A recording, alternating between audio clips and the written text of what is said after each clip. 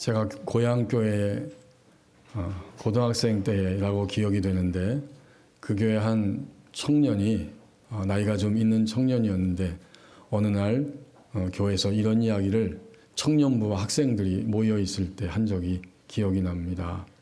내가 요즘 어떤 자매를 만나서 교제하고 있는데 참 좋다. 그런데 지난 금요일 날 퇴근하고 이제 축구부 코치를 하고 있었습니다. 초등학교.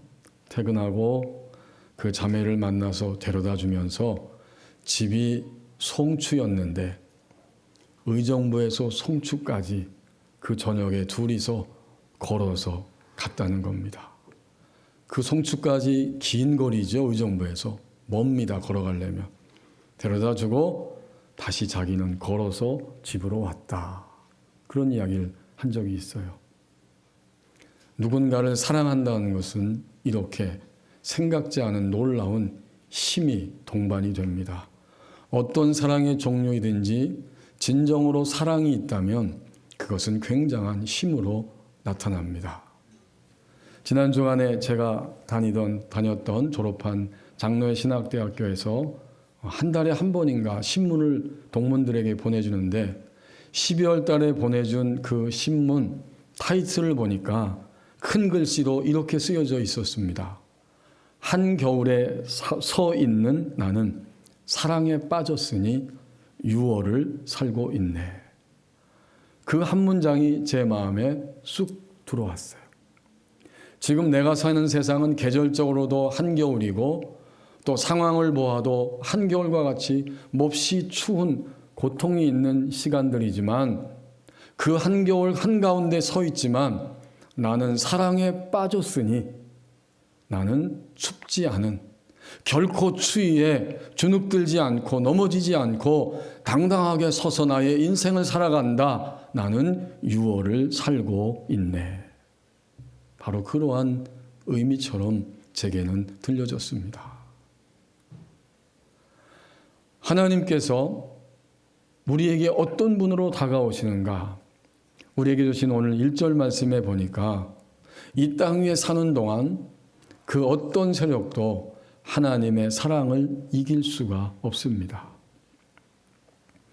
1절에 유다의 아하스 왕이 통치하던 시대입니다. 여러분이 아시는 것처럼 다윗과 사울과 다윗 시대, 그때까지는 남쪽 북쪽이 연합돼서 하나님 백성이 통일 왕국이었고 솔로몬 왕 시대에 이 왕국이 남북으로 분열되기 시작했습니다. 그리고 오늘 본문에 의하면 남쪽 유다를 다스리는 그 유다의 아하스 왕 때의 이야기를 들려주면서 그때 무슨 일이 있었느냐?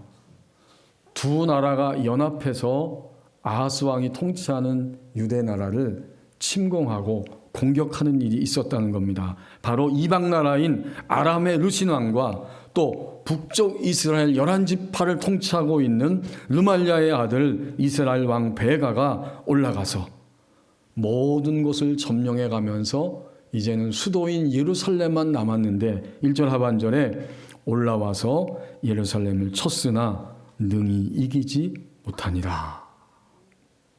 이길 수가 없었다는 거죠. 1절 말씀은 믿음의 세계가 무엇인지 우리에게 오늘 보여주고 있는데, 하나님을 믿기로 고백하고 하나님 앞에 나올 때 그 사람은 이제 완전하고도 완벽한 하나님의 사랑의 대상이고, 더 나아가서 완전하고도 완벽한 하나님의 영역 안으로 들어오게 된다. 이 사실을 오늘 1절 하반절이 우리에게 보여주고 있습니다. 예루살렘을 쳤지만 능히 이기지 못하니라. 이 말을 더 분명한 의미로 해석하면 동맹국 이 아람과 북쪽 이스라엘이 연합해서 예루살렘을 공격했지만 친히 예루살렘을 삼킬 수는 없었다. 집어 삼킬 수는 없었다. 이런 의미입니다.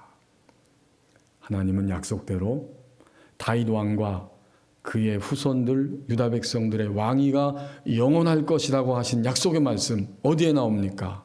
성경 곳곳에 나오지만 사무엘하 7장 15절 이하에 보면 하나님이 다윗에게 친히 하신 말씀입니다.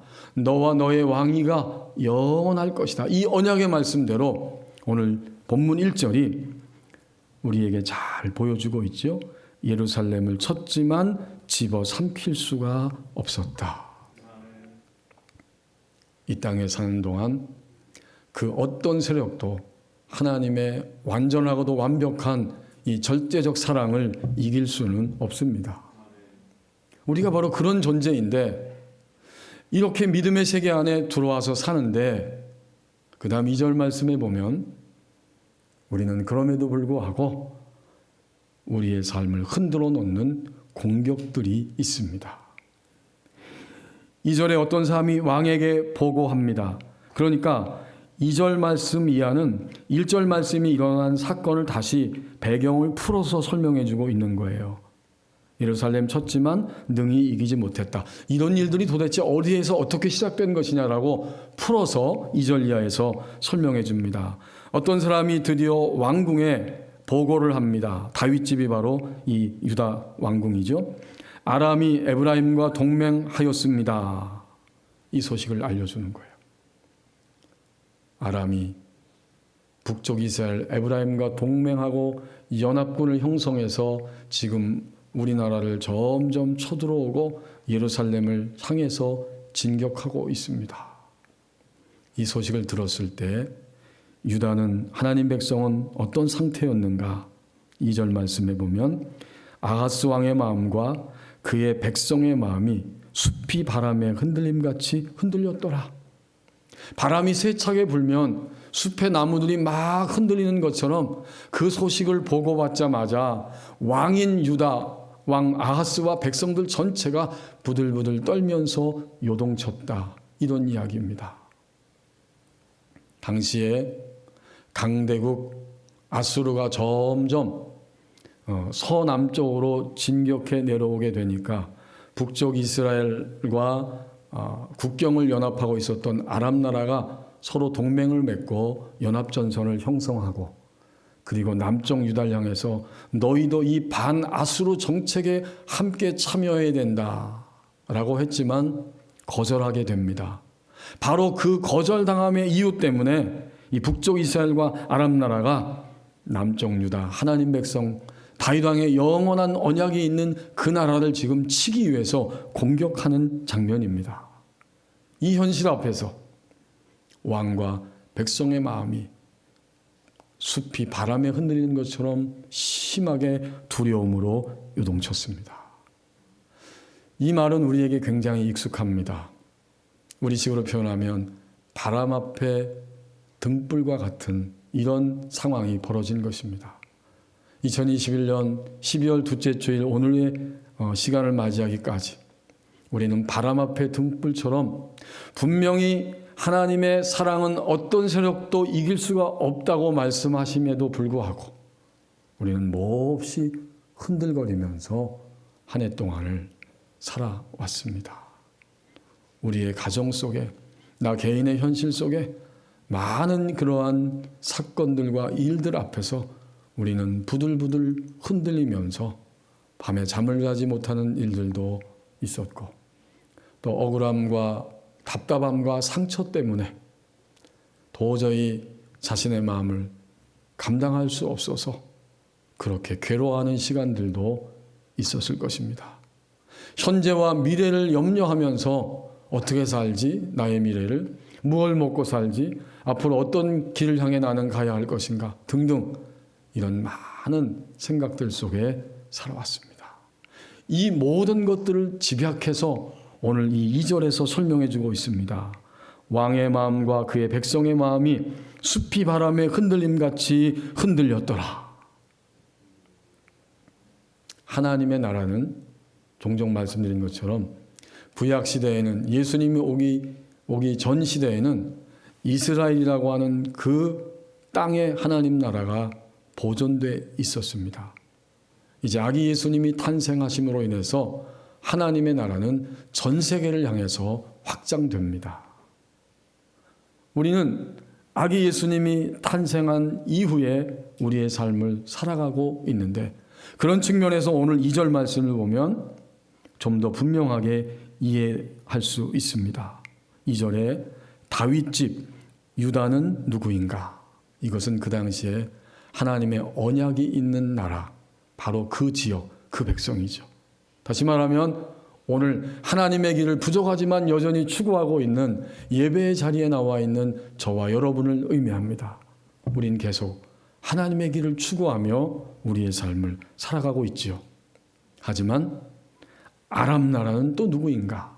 바로 하나님을 결코 믿지 않고 경배하지 않는 이방의 불신 세력이요 악을 의미합니다.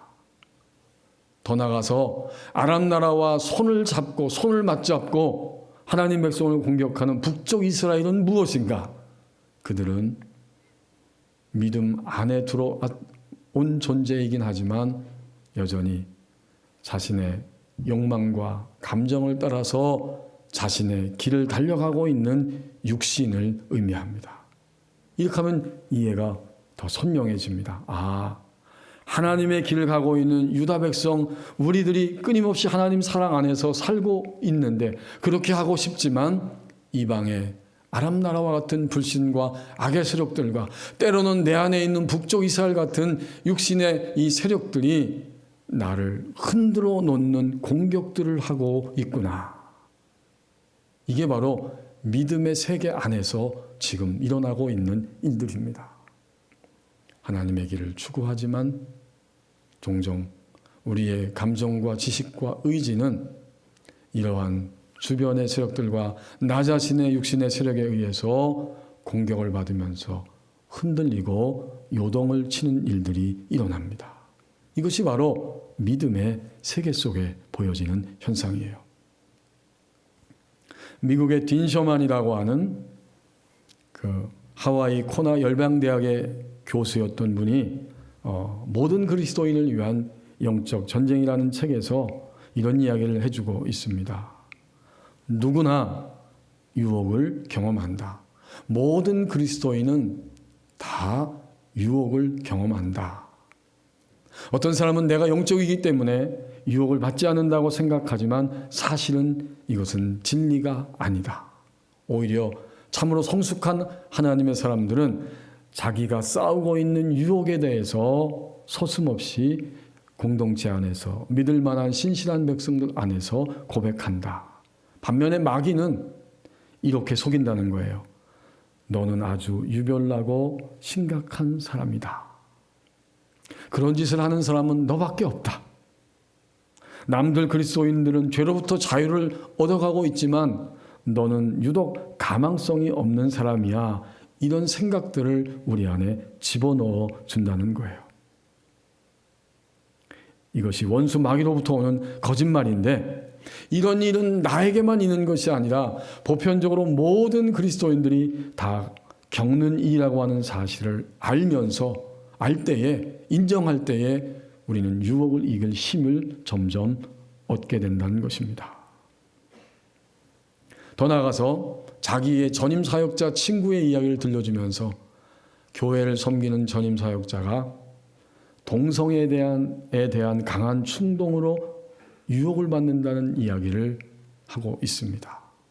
이 친구가 사역하면서 수없이 그 생각을 충동을 떨쳐버리려고 했지만 끊임없이 동성애에 대한 유혹이 그의 마음을 강하게 압박하고 있었기 때문에 드디어 이 딘 셔만과 몇몇 믿을 만한 동역자들 앞에 고백을 하게 되었고 그 이야기를 함께 들으면서 위로하고 따뜻하게 격려하고 함께 기도하며 감싸주었습니다.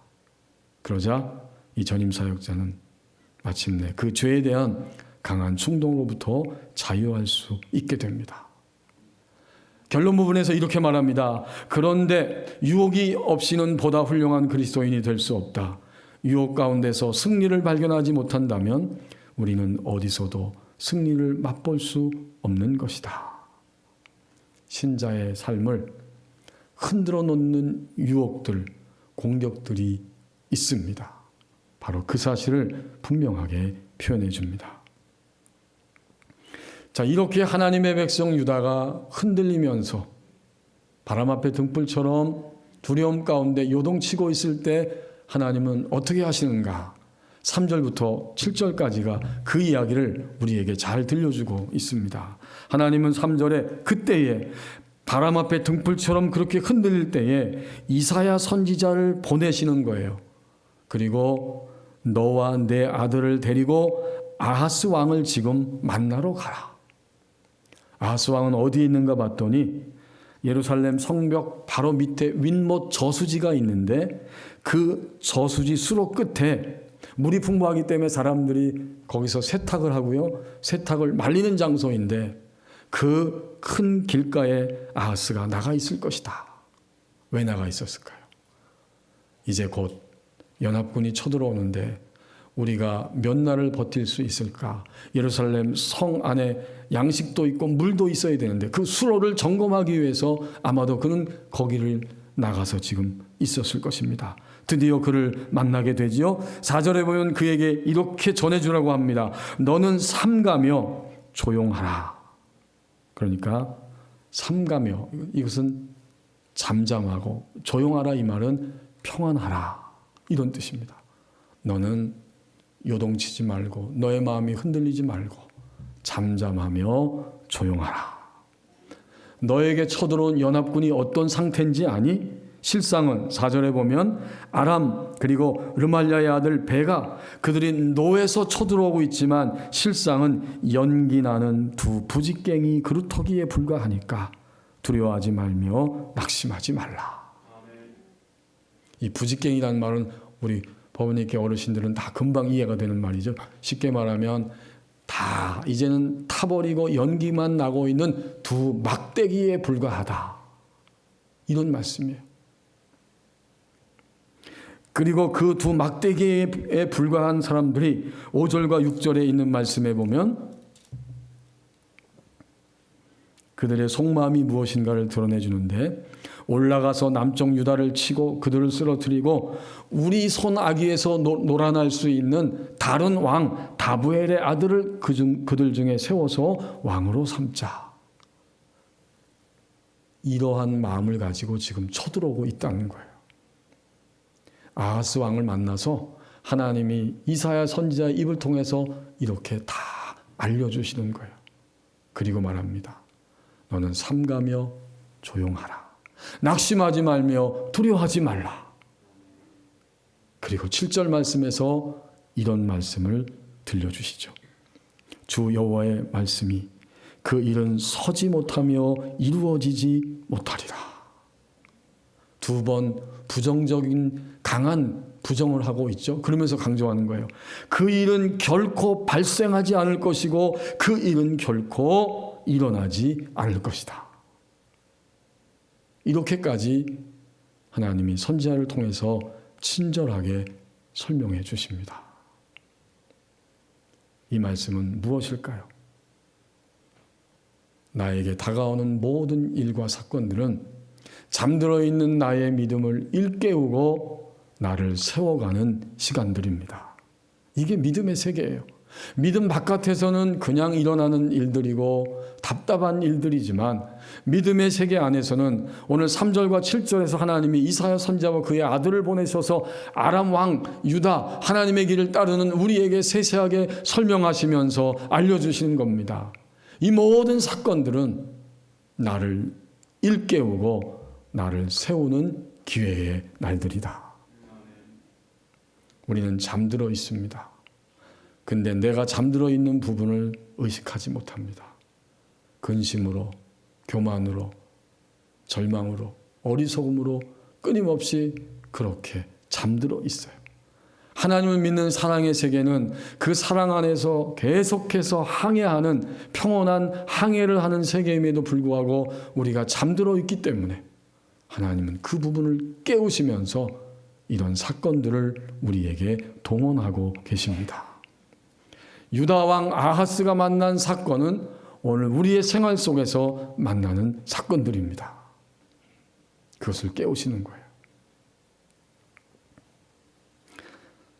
자, 그런데 오늘 이러한 선지자를 통해서 말씀을 들었을 때에 아하스가 어떤 방식으로 자신을 생각하고 판단하고 하나님께 나가는지 하나님이 오늘 7절까지 말씀을 주시면서 나머지 배경 뒷부분 그 이하의 말씀을 통해서 우리에게 듣게 하십니다.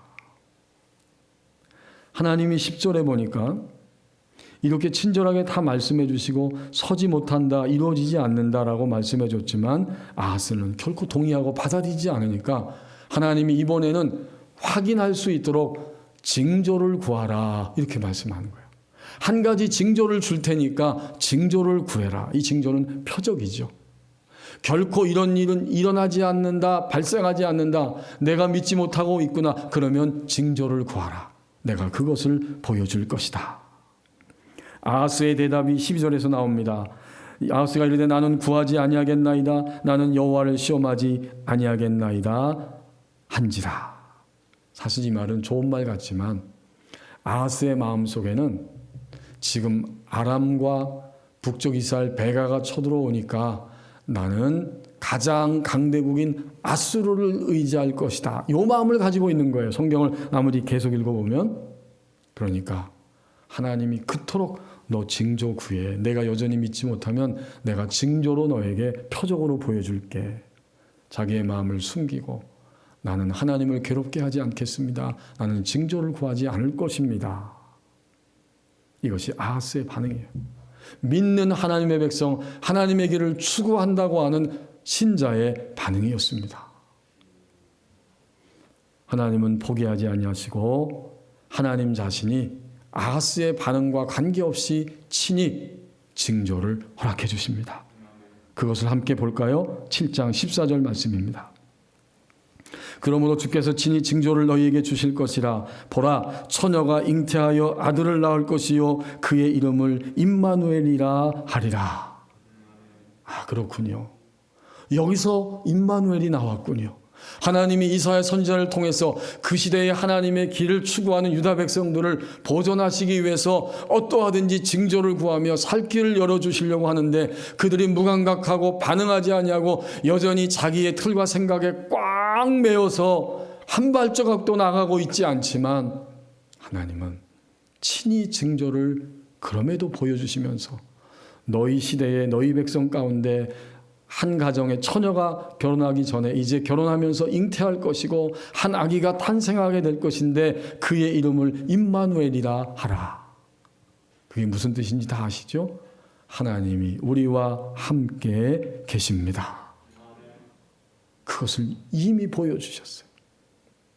그런 거로 오늘 아기 예수님의 탄생을 그 시대에도 예언해 주셨을 뿐만 아니라 그 시대에도 하나님의 방법에 의해서 하나님의 능력으로 구원받는다는 사실을 알려주실 뿐만 아니라 오늘도 유다와 같이 위기의 시대를 살아가는 우리에게도 똑같은 말씀으로 오늘 징조로 우리에게 새롭게 이 거룩한 성탄의 계절에 하나님은 다가오고 계십니다. 이제 우리는 어떤 결단을 할 것인가? 하나님 편에서는 할 일을 다 하셨어요. 친히 징조까지 하나님이 다 보여주시고 말씀해 주시고 선언해 주셨어요. 이제 모든 나머지 결과는 아하스 왕의 책임이요. 자신의 결단에 의해서 자신의 인생이 진행될 수밖에 없다는 사실을 알려줍니다. 오늘 예배하는 우리들은 어떤 결단을 하기를 원하십니까? 나는 어떤 결단을 할 수 있을 것인가? 우리가 결단할 수 있도록 하나님은 이미 앞부분에서 말씀을 다 주셨어요.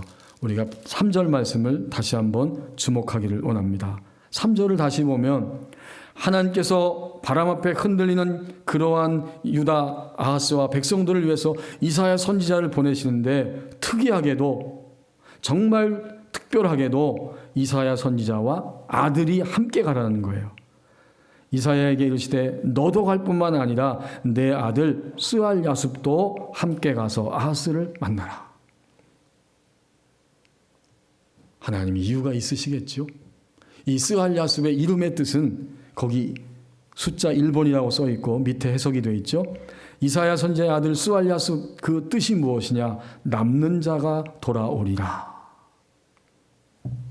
결국 하나님은 이사야 선지자 입을 통해서도 말씀하시고 스알야숲이라고 하는 아들의 이름을 통해서도 알려주시길 원하셨기 때문에 남는 자가 돌아올 거야. 연합군의 저 공격은 결코 성공할 수 없어. 연합군은 결코 예루살렘을 칠 수 없고 공격하지만 결코 너희를 멸망시킬 수 없어라고 아들을 보여주면서까지 남는 자가 돌아온다. 이렇게 말씀해 주시고 있어요. 그러면 이것은 이사야 선지자 시대 백성이 들어야 될 말씀이고 오늘 스알 야습은 우리에게 어떤 의미로 다가오고 있습니까? 우리는 우리에게 주어진 모든 일과 사건들이 나의 삶을 일깨우고 세우는 시간이라고 하는 사실을 믿을 때에만 우리는 돌아올 수가 있습니다. 믿는 자가 돌아오는 거예요. 어떤 자리도. 다시 하나님의 평안과 하나님의 성취와 하나님의 영광을 얻는 그 자리, 정상적인 신자가 있어야 할 그 자리도 믿을 때에 믿는 자만 그렇게 남는 자가 되어서 돌아옵니다. 이것이 오늘 이 위기의 시대를 살아가는 우리들의 반응이 되어야 한다는 사실을 선지자 아들의 이름을 통해서도 비추어 주십니다. 한 아버지가 초등학교 막 들어간 아들에게 어려운 문제를 냈습니다. 세계 지도를 막 이렇게 분리시켜가지고 그 퍼즐들을 다 흩어버린 거예요. 그리고 이 찢어진 세계 지도 이것을 내가 10분 안에 다 맞춰 놓으면 아빠가 내가 요구하는 맛있는 과자를 사줄게. 아버지는 생각했어요. 내가 세계 지도를 다 섞어놨기 때문에 아들은 분명히 10분 동안에 이것을 맞추기는 어려울 것이다. 더 나아가서 나의 아들은 세계 지도의 모든 부분을 아직 알지도 못하고 제대로 파악도 못했기 때문에 분명히 세계 지도를 다 퍼즐을 맞추기는 힘들 것이다. 이런 생각을 하고 앉아 있었는데 한 5분 만에 아들이 씩씩하게 달려오면서 아빠 나 세계 지도 다 맞췄어요. 이제 과자 사주세요. 아빠가 놀라면서 아들에게 너 어떻게 그것을 이렇게 빨리 맞힐 수 있었니? 이렇게 물어보았습니다. 아빠, 지도를 맞추려고 하는데 맞출 방법이 없어서 힘들었어요. 그런데 지도 뒷면에 누군진 몰라도 사람의 얼굴이 그려져 있었어요. 그래서 저는 사람의 얼굴을 다 맞춰보았더니 세계 지도를 맞추게 되었어요. 이제 과자를 주세요.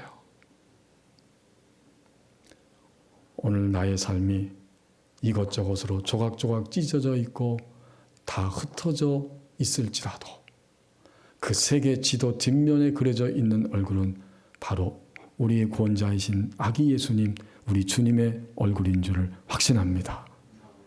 주님의 얼굴이 뒤에 그려져 있어서 우리의 인생의 모든 퍼즐들을 맞춰가시고 마침내 하나님의 사랑 안에 살도록 우리를 이끌어 가십니다.